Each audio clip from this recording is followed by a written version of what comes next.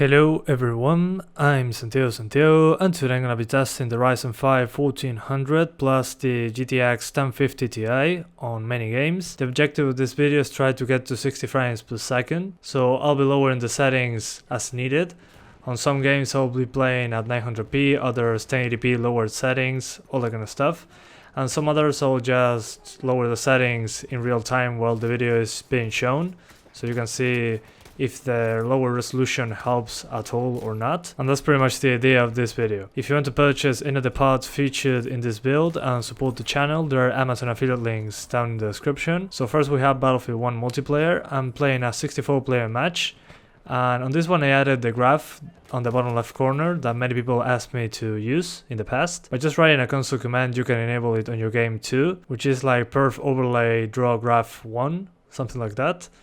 And that graph will show up. The yellow line is the CPU and the green line is the GPU. When a stutter happens or something of that sort, you'll see a spike, so you can have an idea of what's going on. But yeah, so far the game is playable. I can enjoy it just fine. I didn't see any freezes like on the i5 or the Pentium.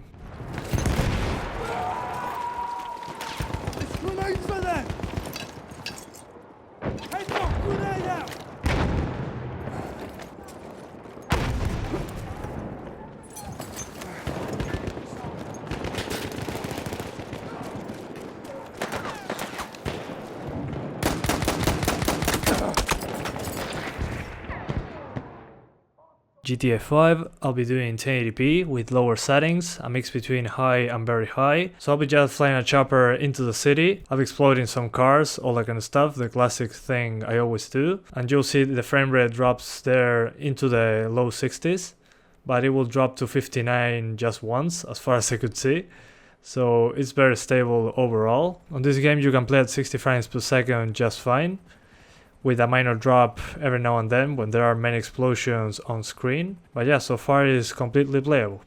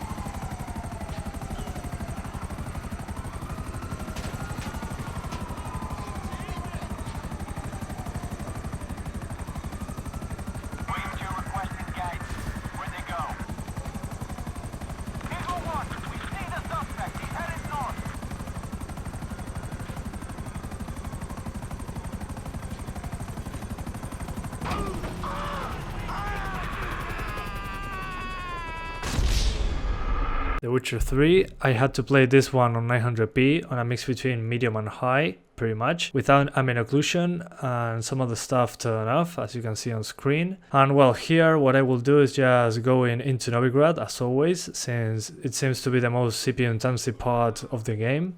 And you'll see once I get in there that the frame rate will still be over 60 frames per second. The game stays at 60 frames per second the big majority of the time, so there is not much to be concerned about. The game seems to be running fine. You might encounter some micro stutters when you get closer to the center of the city. That's the place that I had the most issues with, not only with this CPU but with others. So far on this one it's possible to maintain 60s. Oh! Hey, watch it! Mutant! Wonderful.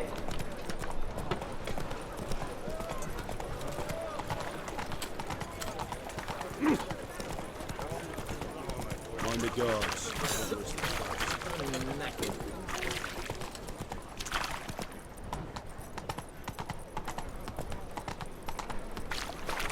Chance to surrender unorthodox books.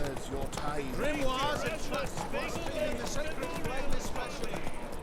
Fallout 4, I'll be doing 1080p on a mix between high and ultra with God rays on low and many things unchecked, so we can have more of an idea if it's a CPU problem or GPU problem. And as you'll see on screen, it's a game problem for saying it some way. Ryzen has a lot of issues with this game. I couldn't even get 60s with an i5 or an i7, so it's kind of impossible to get 60s without any tweaks. By tweaks I mean mods. There are some mods out there that seem to fix the issue according to some users that contacted me. But once I do, I'll make sure to update this video and let you know if it's fixed.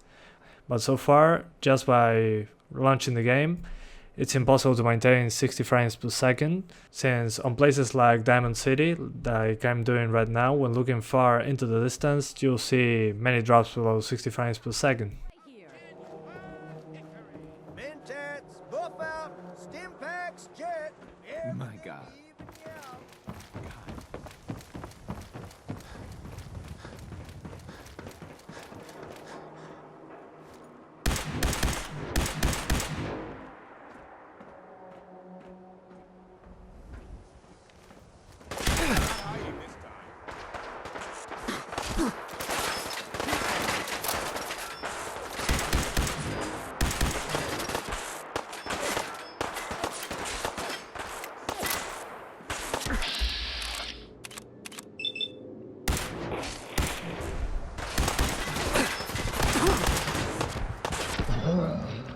Hitman, I'll be doing 1080p using DirectX 11, since on DirectX 12 I had some micro stutter that was very annoying, so I prefer to use DirectX 11 on this one with the NVIDIA card. And I'm using medium settings, and you'll see on screen that I'm not getting 60 frames per second constant anytime soon. This is the Marrakesh mission, which has a ton of NPCs, a ton of transparency effects, a lot of stuff going on.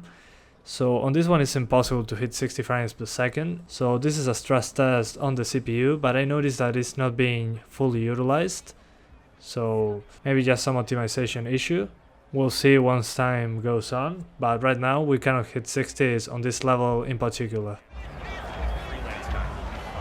well, if you're not worried, Tyler, then I am. Well, it's not like this is even important.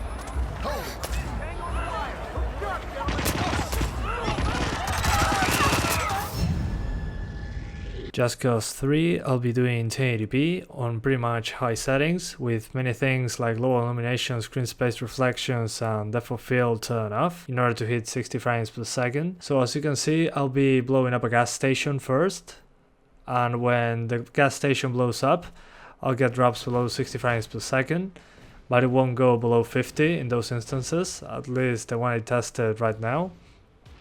But one very curious thing that I noticed is that it doesn't have the stutters while moving around in the city like the i5 and the Pentium did. I mean, it still stutters, but it's not as usual and on the other CPUs. So that's a good thing. We have a more consistent experience on this game. But as you can see, once again, it's not fully utilizing the CPU. So it feels kind of a waste. The game is playable, it's not 60 frames per second constant, but at least we can be over 40. But yeah, my suggestion, just cap it at 40-45 frames per second, so the game is more stable. But other than that, it's fine so far. Not perfect, but playable.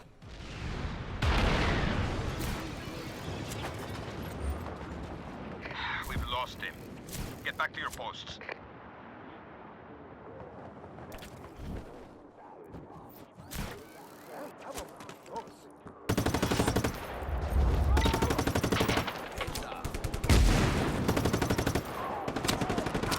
We need help out here. Requesting reinforcements. Reports of violence in the area. All units converge. Overwatch, I'll be doing 1080p using the maximum settings, except one thing.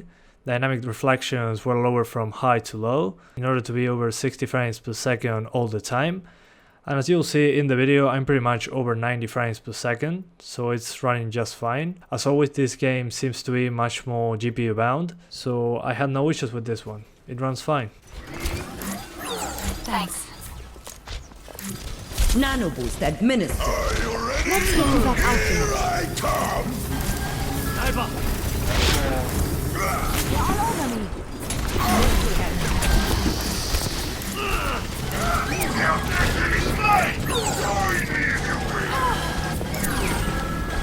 I'm taking care of you. Objective A captured. Commence attack on objective A.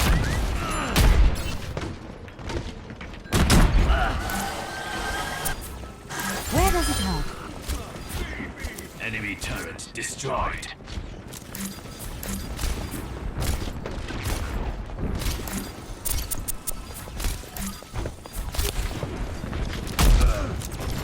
Let me get you patched up. Heroes never die. My ultimate is ready. The dragon I'm consume taking you. care of you.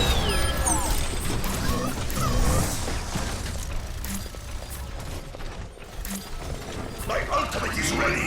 Join me. Batman Arkham Knight, I'll be doing 1080p with normal shadows and normal level of detail. Also, I turn off anti-aliasing so we can have closer frame rates to 60. Well, this game is a mess. As you'll see in the video, it has a lot of micro stutter, especially when moving fast through the map. You will also see it drops below 60 frames per second, but that seems to be also due to the GPU. Even by lowering the resolution, I wasn't able to hit 60 frames per second constant, so I prefer to just get better quality, and that's what I'm showing here.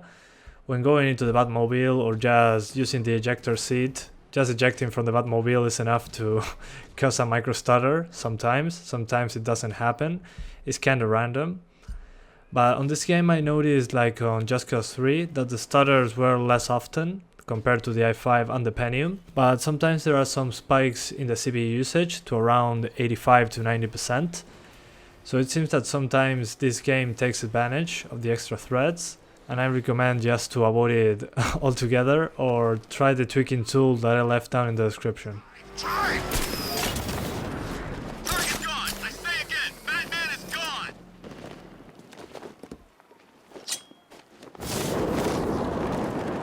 It's Batman!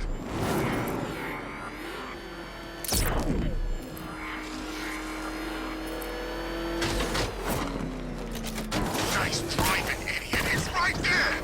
Just go! You want to take the wheel?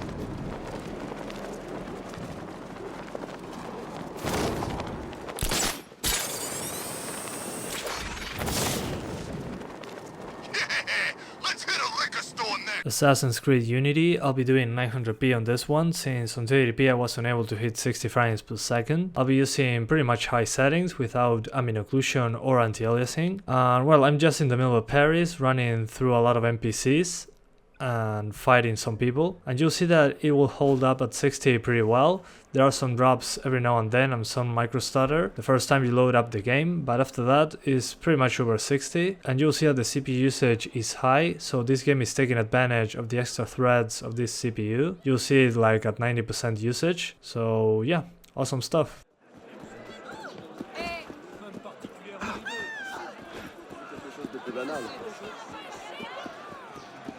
Retourne dans ton terrier.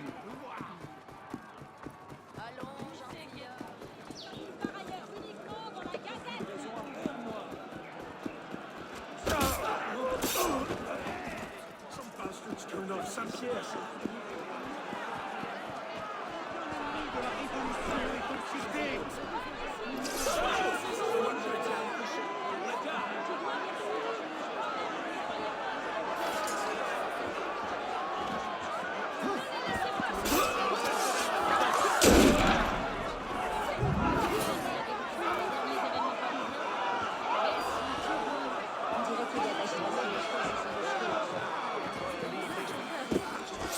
CSGO, I'll be doing in 1080p using max settings with 2x MSAA and FXAA turned off. And well, I'm playing a deathmatch match, and there are sometimes some micro stutter going on when I'm shooting the rifle, but it was very rare. It was like 2 times on a 10-minute match, so it's not that bad. They were very far from each other. It's still a playable experience. I had no issues other than that. The game is always over 120 frames per second. So yeah, personally, I don't see anything wrong with this.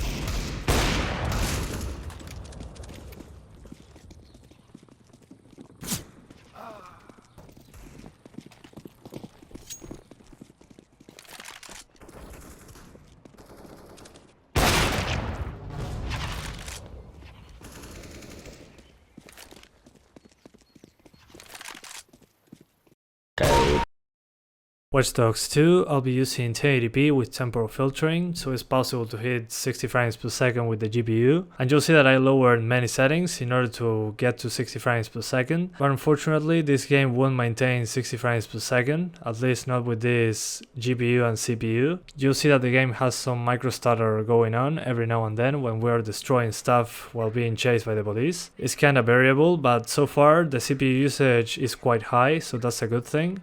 I expected higher CPU usage, but we couldn't go past 85%. And there are still some micro stutters, which are very annoying. Still, you can play this game just fine if you cap it at, I don't know, 40 frames per second. And the stuttering should be way less. But yeah, don't expect 60 frames per second on this game. You need a much better system.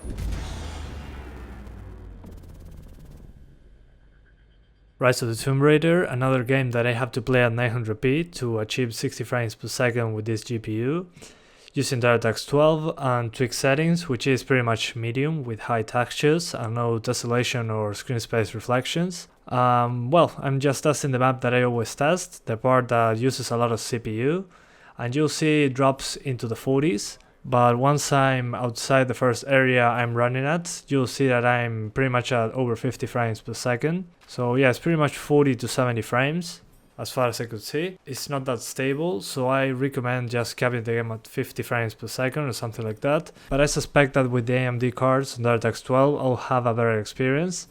We'll find out in a couple of weeks when I test this same thing with the RX 470. But yeah, it's still playable. I understand.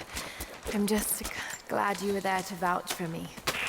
My people have spent decades fighting outsiders. It's not an easy habit to break. See if you can lend a hand with the preparations. A little hard work would go a long way towards building trust. I'll see what I can do. Forza Horizon 3, I'll be doing in 1080p with tweak settings. It will be pretty much a mix between medium and high. Reflections will be on the lowest possible, including the mirror quality, and some other stuff like shadows will be on high. You'll see that I'm unable to hit 60 frames per second consistently. I'll drop into the 40s on this game while moving fast and there are many cars on screen. The city is the part that ran the wheels for me, that's why I'm testing this area in particular. In the middle of this footage I'll switch to 720p to show you that the problem is the game itself. It's not a CPU limitation or GPU limitation, even if the game tells us that the GPU is the issue. You'll see that by lowering the pixel count a lot, it will still, from 1080p to 720p, the game will still be below 60 frames per second. So that's not a good sign, but you can crank up the settings and play at 30 frames if you so desire. The game's still smooth, below 60 frames per second, I mean 50 to 60 is not that bad actually, it's still very playable and I had a lot of fun with it.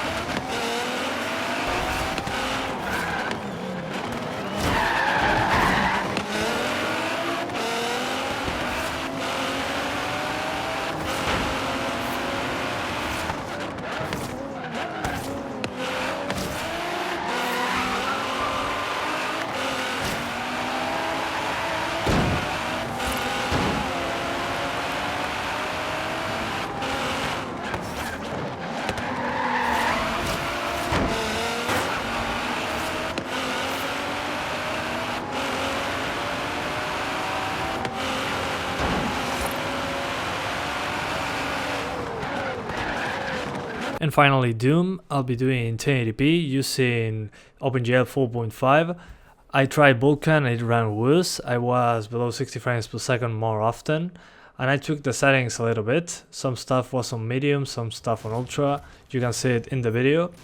And as you can see, I'm below 60 frames per second at the beginning of the footage, since there are some reflections in the back that are pretty noticeable, plus a lot of enemies. So it was pretty much my stress test on this level in particular. And on this one, apart from 1080p, I'm going to lower the resolution to 900p to show you that the difference here is due to the GPU. The GTX 1050 Ti is the one that limits the frame rate in this case. It's the bottleneck in this game, for saying it some way. You'll see that once I drop to 900p, the performance will be over 60 no matter what. So yeah, this game is highly recommended.